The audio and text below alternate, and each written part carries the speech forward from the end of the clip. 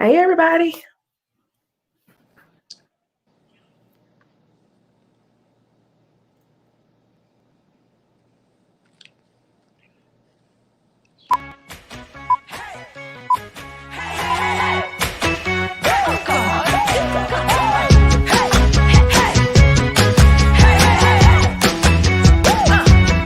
Well, I wear my clothes like this because I can. And I wear my hair like this because I can. And I walk around like this because I can. And I do my thing like this because it's who I am. And if you expect me to give you an apology for being nothing that you're used to, go right ahead, wait, hold your breath and concentrate. Keep holding to your face, turn blue. My road ain't your road, but just I know I'm just where I'm going. And my flow ain't your flow, but just I know I'm just how I'm flowing. I'ma do my thing. Please feel free to hate and complain. I'ma do my thing. Say what you want, but this one ain't gonna change. I'ma do my thing.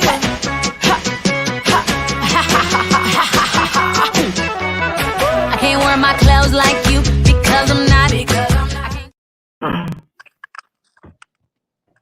Hey, everybody. Hello, and welcome to Life and Scene. We're so glad that y'all are taking time out to listen to our conversation today.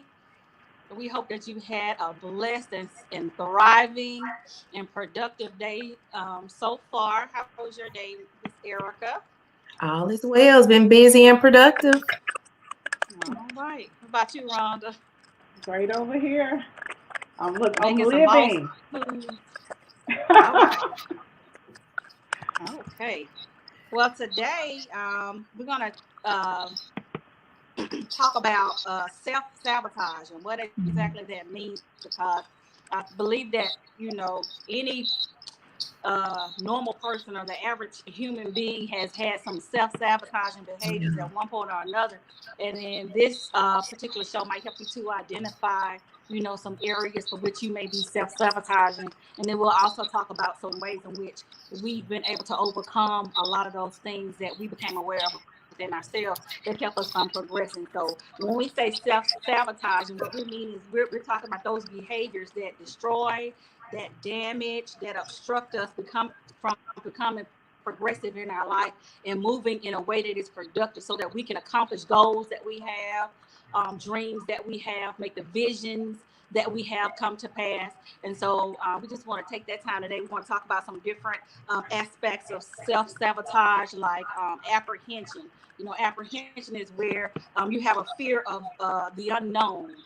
You're anxious about, uncertainty. And we're definitely in a time where a lot of things are uncertain. So we're going to talk about apprehension. One of these bad booger bears that I still to this day have some issues with is procrastination. Procrastination is a booger bear. It is. So about procrastination and how we manage to overcome that, because that's just not healthy, to procrastinate, and that is a bad habit. And we're also going to talk about overthinking. Those of us who think about what we think about, what we thought about when we think about it, those analytical minds, and we overthink things, and that particular process can be one that is self-sabotaging. So we've all done at least one or all of these things, to ourselves. Yeah. And we thought it would be a good time, especially with things going on in the world, to make sure that even though we're concerned and we're aware of the state of what's going on and happening around us, we still have to be concerned about ourselves as people, making sure that our soul is healthy, our mind, our thought, our will, our emotions, making sure that we're physically healthy, making sure that we're growing spiritually, making sure that we are holistic in our approach to how we live. And so dealing with self-sabotage is one of those ways in which we can ensure that we're able to move forward and progress in spite of the things that are happening around us. And we'll all take our place in society as to what we are purposed to do in those things. But at the same time, we still have to worry about businesses. We still have to worry about being parents. We still have to worry about working jobs. We still have to worry about seeing our dreams and our visions come to pass. So you want to identify those self-sabotaging behaviors, talk about a few of those things that have helped us to overcome those. Um, and so we'll start with you, Erica. Talk about what it means when you hear self-sabotage, and maybe about some apprehension, just the fear of the unknown, and maybe some of your experiences with that and how you overcome it. When I say the word self-sabotage, I think about ways that I have or things that I've done to sabotage myself. Specifically, I'm a scenario queen. I can come up with any scenario to any situation. If I am on track to do something, the way my mind works, I'm going to think, okay, if this happens, I'm going to have to do this. And if that happens, I'm going to have to do this. So there have been times that I have scenarioed my way out of a situation, or I have thought myself into a place that I didn't start from. Meaning that, let's say if I, for instance, want to start a class or go to school or something, I'm going to think of everything positive and negative that can happen. I don't know if that's something normal we usually do, think of the good, think of the bad, but a lot of times I have a tendency, the good sometimes outweighs the bad. So I just pull back and say, well, let's not do that. That's a way of self-sabotage.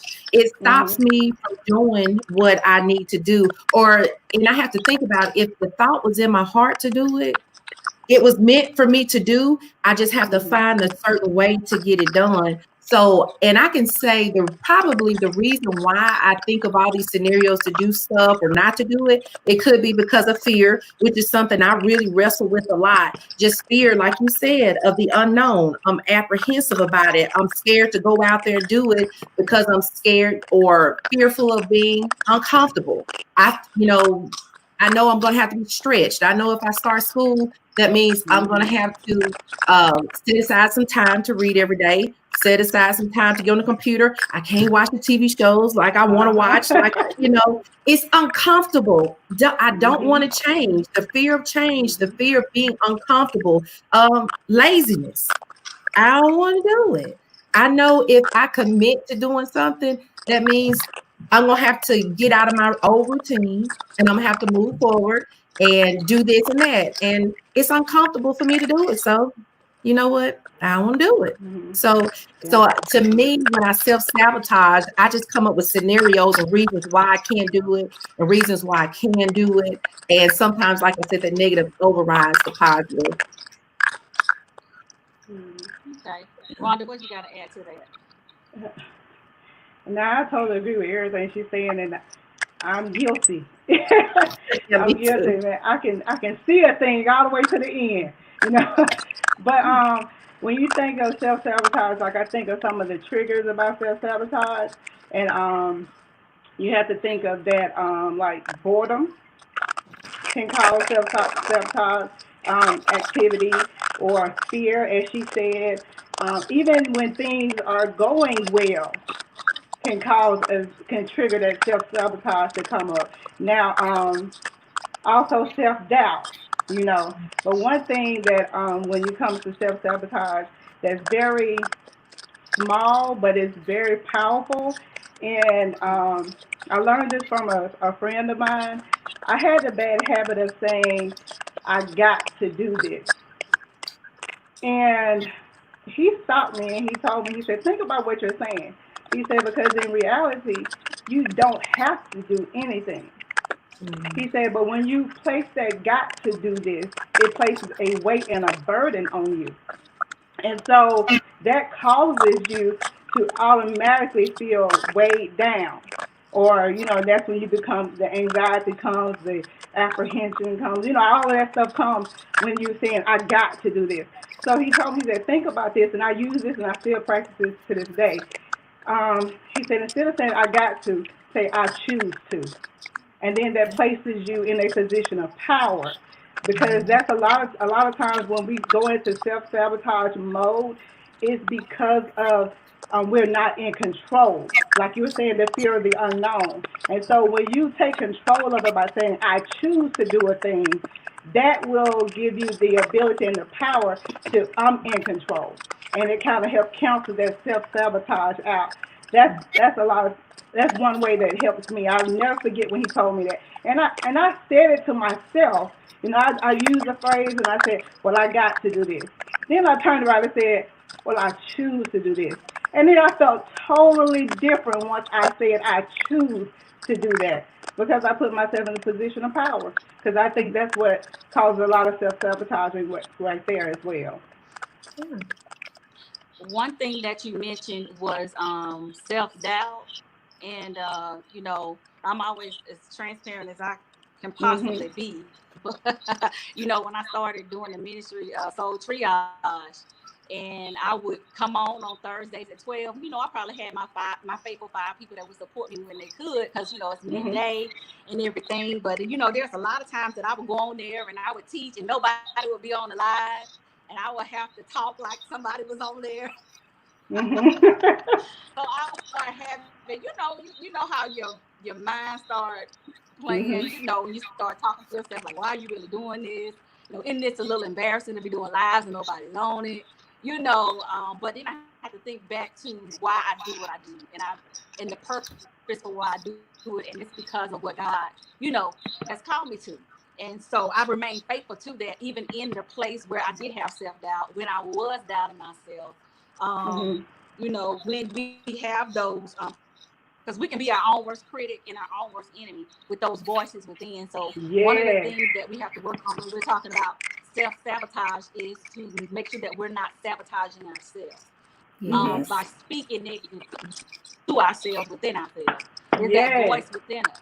And so as, you know, you continue to grow in your faith, you know, you begin to learn how to speak faith. So regardless of what was happening, you know, remaining faithful to the assignment, because some of the signs, you know, of having self-sabotaging behaviors are wanting to quit when it gets hard. Right. You know, wanting to quit when you think that, you know, you're not being effective or you're not getting the response that you want. You know, but you have to understand why you do what you do. And even as it relates to procrastination, you know, that's probably about procrastination. That's probably about a 30-year habit that I have even from being a school-age child, because it seems like my mind focus is better under pressure, under the deadline. You know, I may know I need to get an assignment done or something needs to be done 2 weeks ahead of time, but it's something about them last 2 or 3 hours, you know, and I just get all worked up. But that's a bad habit. And as I get older, you know, in my heart and all that, I can't take all that pressure. So I'm having to relearn how to do things in a better way, because that procrastination and putting yourself under pressure can kill you. So I'm definitely working on procrastination, you know, as we go forward. And when we talk about fear and overcoming fear, sometimes we don't necessarily recognize when we are being fearful, or when we are drawn by fear. We think that fear is when we draw up, when we see something scary on a scary movie, or something horrifying is happening. But sometimes when we start to fear is in those times when we talk ourselves out of progression. Right. You know, we fear what other people might think, or what other people might say. Girl, why you doing this? Or why did you step out of this? And we have that fear of failure, you know, but not moving in those things that you need to move in only makes you 100%, you know, not effective. So we have to make sure that, you know, even as we're progressing, and, you know, even in this difficult time, there are some things that we're even blaming our ability to not act on those things that we know that God is purposing in our heart to do, because we're saying that people are protesting. But what that got to do with what God told you to do? If God told you to start the business, if God told you to write the book, if God told you to go back to school, what does the things that are external have to do with what is internal? And sometimes we blame, you know, all my bills not paid. I talk to so many people that say, I want to go back to school, but I'm waiting on the right time. There is no right time. The time is now. You just gotta move with it. Right. Well, if I was waiting on all my bills to get paid, I might as well have a high school diploma, because that's when I started getting my own bills when I got grown. So that would be it, you know. So you gotta talk yourself into moving on those things, because you know you have the ability to do just what God has placed in your heart to do. And even when it's difficult, you know, being an entrepreneur, taking risks, you know, being afraid, but doing it afraid, you know, and just getting over those things. And I talked to y'all earlier, and I was talking about accountability. And it's like, once you tell somebody, once you put it out there, then you're more likely to succeed. So, you know, if God tell me to do something, I'll get a flyer created and then I'll put it out. Because if I put out, I'm hold you to it. It's the time on it, even if it's scared, even if it looks ridiculous, I don't put it out there to the world. So I have to hold myself accountable to that. Or if I'm going to do something, I might tell, you know, Erica, I might tell Rhonda. And so they're looking for it. And so you have to have a circle of friends, of people in your circle that can hold you accountable to the things that, you know, you say you want to do, as well as find those ways to hold yourself accountable. So even when you are scared, there's no backing down. Right. You know, there's no quitting. There's no not starting it. You know, you have to make sure that you're moving yourself forward. So it's important that you surround yourself with people, like you said, Mary, who are going to hold you accountable, and you want to maintain integrity when you're in the process of doing things, because we know that if you're not walking in integrity, people are not going to respect you, so forth. When you're serious about what you're going to do, you want to make sure you're doing things in integrity. So part of integrity is being accountable for your actions, for things that you say, the things that you do. So you're right. You do need an accountability partner, so to speak. Also, you're talking about fear, and fear can serve as a safety net for some people. It's a comfortable place. I know because I fear doing this, it's gonna keep me in my box. And I don't have to go out and do this extra stuff and put myself out there, like you said, because I'm self-conscious about myself. I'm self-conscious about how I speak. I'm self-conscious about how I look or how I act. So you know what? I'm comfortable just staying in the background. So that's a part of self-sabotage, of your mindset, how you're thinking, and surrounded yourself with positive people who will help you to propel you to your next place and help you be accountable. And like you said, once you're out there, once you declared it with your mouth, once you've made that thing known, hey, you got to go forward. And those people who are with you, remember you said you're going to do this. Where is it? Where's the fruit? What you going to do? So it is so important to everybody to have accountability partners, whether it's one person or three people, whether it's your mama, your husband, your daddy. You need somebody to help you. It's just like working out. You know, if you're going out exercising, you got somebody who's going to, hey, you know, we can't sleep in today. We're going to go out and start walking. You can't say, I don't feel like it, but you have to get somebody to help you to be accountable. That's absolutely right. Everybody in your circle can't be scared. Right, exactly. Gotta have some daredevils in there. You're going to have to never scared. Keep your scary friends. Right. But you're going to have to make some connections with some people who are making some moves, so you can stay encouraged, stay empowered, stay motivated. Iron sharpens iron. Putting yourself out there is not easy. No. Right. Going forth in things and stepping out is not easy. No. You know, mainly because, like I said, you're your own worst critic. Plus, you have what people and what they have to say.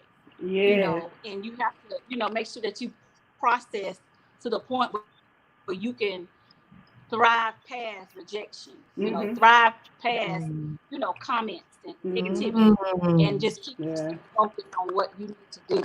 Because when we don't do that, that's when we begin to obstruct and hinder our own progress. Right.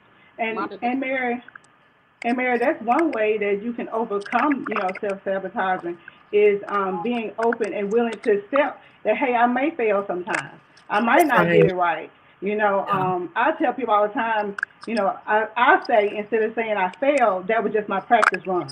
You know, that's what you tell. You turn it into a positive. You know, like the missed job opportunity. Turn that into a positive. Say, well, that's more time that I have to work on my website or to file my 501c3. You know, that you turn that thing into a positive, and that puts you back into that power position with what has happened to you. So that's another way, you know, just being able to accept, yes, I might not get it right all the time. But guess what? That's a part about being vulnerable, as we have talked about on here, and that's a part of growth. And guess what? You learn from, as we know, from our mistakes and our experiences that makes things greater. So I say, you know, embrace it. Embrace that I may fail sometimes, and that will kind of, you know, calm down that spirit of self-sabotage and put you back in power position. That I might not get it right all the time, but that was just my practice run. Yeah, that is good, Rhonda. And I think you're saying getting out there and your practice run. Some people think, well, I'm not doing anything big. I don't, you know, I'm not trying to start a business. I'm not trying to start a website, but that's fine. Whatever it is, it doesn't matter how big or how small it is. It's your trial run, it's your practice run. You know, and some people may be ashamed to admit things that they have lack in. You know, I'm scared. Somebody may say, well, I'm scared to, you know, just strike up a conversation with a stranger. They're in Walmart, and, you know, they're just kind of scared. I don't know that person. I'm not going to say anything to them. And some people are just naturally friendly. I'm not talking about you, Mary. I'm just saying. But okay. Oh my God, that's a whole nother show. That's a whole nother live.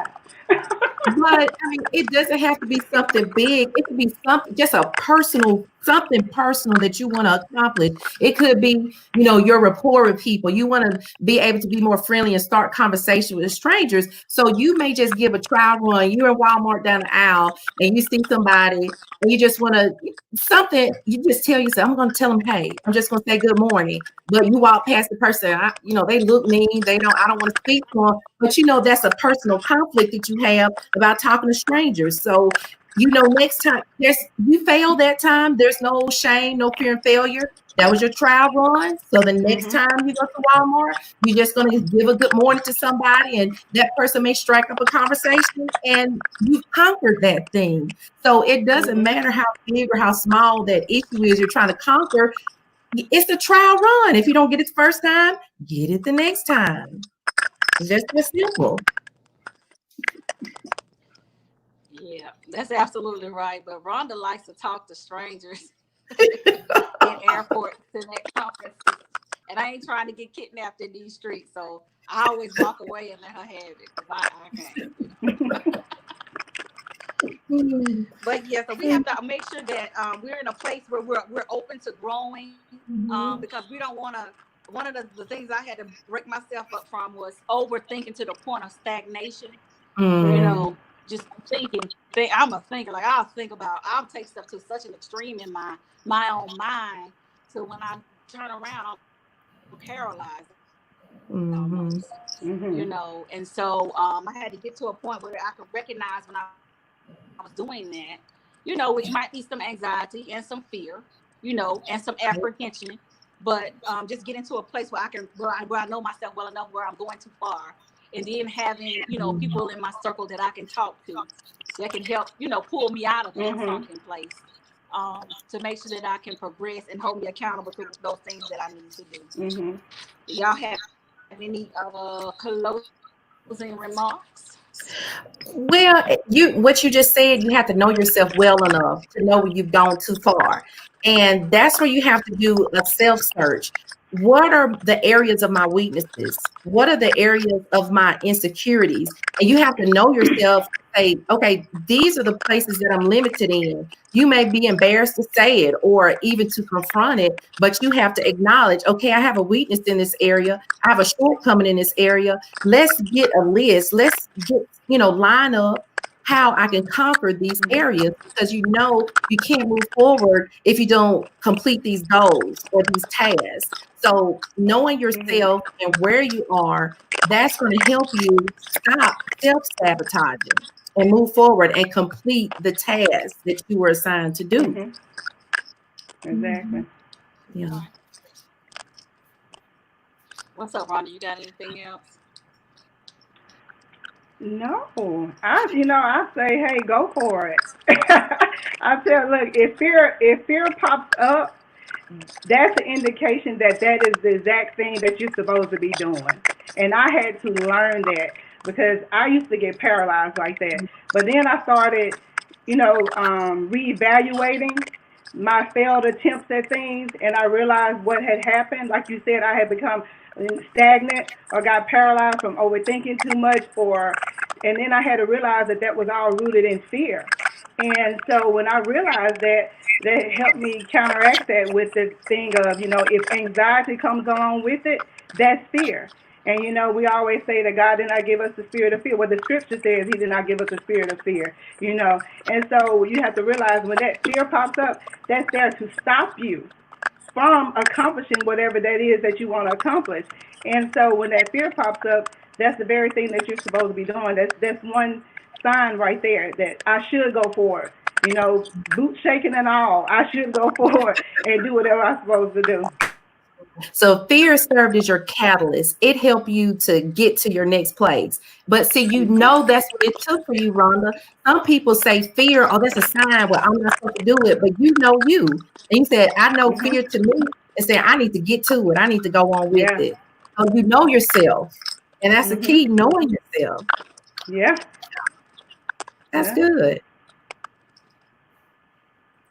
Absolutely. And everybody on here has a purpose. Everybody on here has a vision.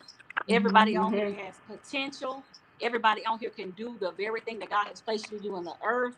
I say connect with people who are going somewhere in this season. Don't be afraid. I make jokes about, talking to strangers because it's just something that, Rhonda does in airports. It's not safe. But I love meeting new people. I do. Make sure you connect with some people, and don't be afraid to reach out. Look for people that have integrity. Look for people who don't gossip. Who can keep your personal things personal. Yeah. Look for people who are making moves and who have fruit. There's a lot of people that do a lot of talking, but they have no fruit. Yeah. A lot of the stories that I can tell or the testimonies that I give are because of the things that I went through, and a lot of it was a lot of things that I got wrong. Whether it's in life, relationships, business, or whatever, and so even out of those things where I did feel like I failed or I lost, they were lessons. And when I went back that second or third time to do it again, thing is different from somebody who's just talking. And you in seed form and the other person in seed form. That's two seeds. Y'all together, but you need somebody who's already bearing that fruit to be able to give you that wisdom, give you that knowledge, give you that understanding, and encouragement. And those divine connections. That's absolutely right. That's good, Angela. To make sure that you get to the place that you need to be. And like I said, people say cut folks off and this and that. For some people, relationships, you don't have to cut people off, but you can just, make new friends and form new connections. People do mentorships, you know what I'm saying? Right. Friendships, or just strictly business consulting relationships. But you got to be willing to put yourself out there, not self-sabotage, not talk yourself out of your dreams. The more ridiculous it sounds, it's more than likely it's God, because it don't make no sense. Yeah. The natural teen mom becomes an RN, CEO, goes on to school to do something else, then becomes an entrepreneur. Who that doesn't make any sense. That doesn't match the statistics. It doesn't match what the world said about me. But understanding that your life has purpose is what I mean.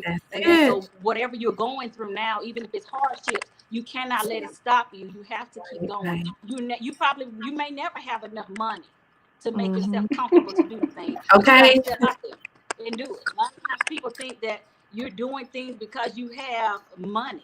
It's so absurd and fun. No, I'm doing this. I put myself out here, and God made the provision. He provides for the vision for me to do it. It had nothing to do with no money. Right. So God will provide. Mhm. He's gonna make provisions for you if there's something that He told you to do. You know, and in all your ways, acknowledge Him and let Him direct your Mhm. path. You know, and sometimes, you know, even in this, you know, we didn't know whether we wanted to be. We tried. Well, we didn't try, but we was like, Mhm. oh, do we want to be churchy with this? You know, but there's no way that Mhm. we can have a real talk and leave the real God out of it. Right. There's no Right. That's way true. that we can talk about Mm, all these different issues and all these different subjects and all these different things and leave the one who provides, the one who's made a Yeah. way, the one who's never forsaken us, the one who's keeping us out of the conversation. Let this right. be, you know, a testimony to the glory of God. Not that we made it, but God has brought us through so many things, and so He's Right. allowed us to be some mouthpieces to be able to inspire other people because of the things that He's brought us out Mhm. of. So we pray that Absolutely. you are, you know, gaining some things from what we're doing. We're just real women. We work every day. We have family. We have Yeah. children. We have problems. You know, Mhm. we have issues.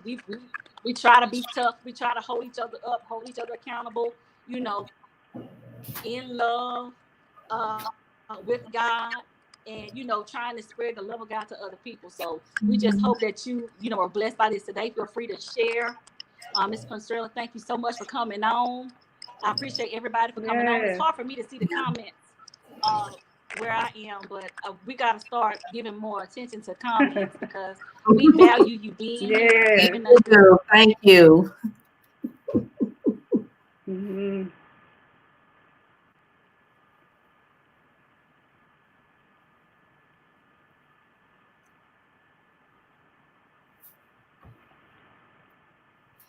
So absolutely. We just want to thank everybody for tuning in this and we just week. want to, you know. Yes, indeed. Yeah, and we really appreciate you all. And we're just going to leave you with this: life in sync. Don't self-sabotage. Bye. I think it kind of went out for a minute, y'all. But anyway, like I was saying, have a night. See how the devil don't like when you start testifying about the glory of God, how he's trying to cut us off. Not happening. So y'all have a blessed night. Okay. Bye, everybody. Bye-bye.